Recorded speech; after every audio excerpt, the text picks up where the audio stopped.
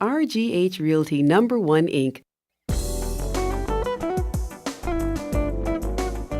New York State required licensing of home inspectors a number of years ago due to the fact that everybody that was out there in the field were not necessarily doing the proper job. And when you're dealing with people's lives, which basically have to do with a house, you want to make sure that the person knows what they're doing. Okay.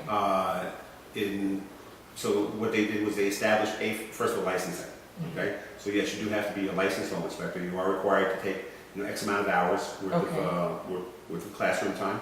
You have to do X amount of hours in field work. Okay. And then you have to take a New York State licensing exam. Okay.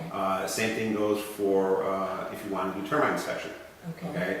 As a home inspector, termite inspections is a very key factor because realistically, to have to bring in outside resource companies just means additional fees that the clients are going to have to pay. Okay. So what I've done is basically made myself available of every license that's required or certification in every specific aspect of the home inspection process, meaning that I'm a licensed home inspector, I'm a licensed termite inspector, New York State licensed termite inspector. Okay. I'm also certified in mold evaluations. Okay. I'm a New York State certified as a radon measurement specialist. Okay.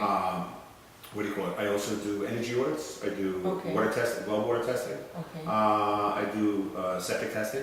Okay. Basically, again, like I say, every aspect is necessary. My responsibilities to my clients is primarily doing a quality job, making sure I'm thorough in the house, that the report findings are completely confidential.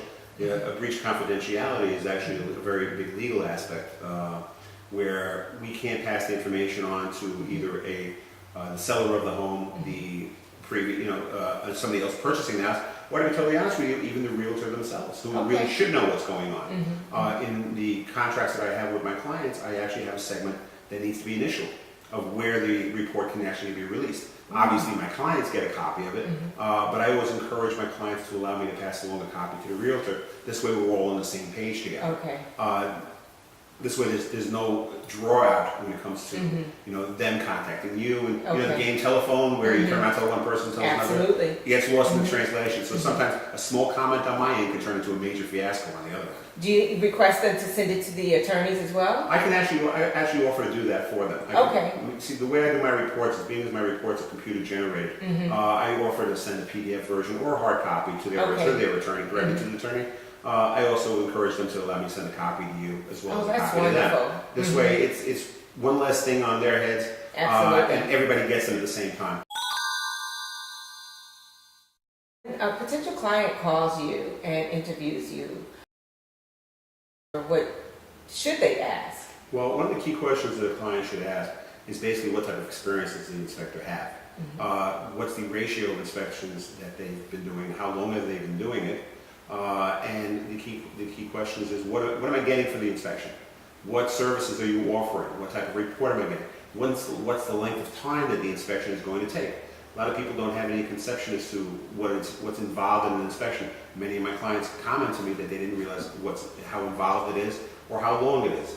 The average inspection time usually takes anywhere between 2 to 3 hours, depending on the size of the house, and sometimes longer. If you get an inspector that basically turns around and tells you that you can be in and out of the house in an hour, there's no way you can physically inspect an entire house in 1 hour. I take more than that. I take usually an hour just to do the exterior of the home. So references are another key thing. Find out, the people that have used the inspector. A good inspector will always have references because they'll have satisfied customers. Find out if they have a website.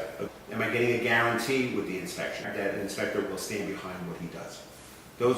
Cost should not come into a factor as to when inspecting a home. RGH Realty #1 Inc.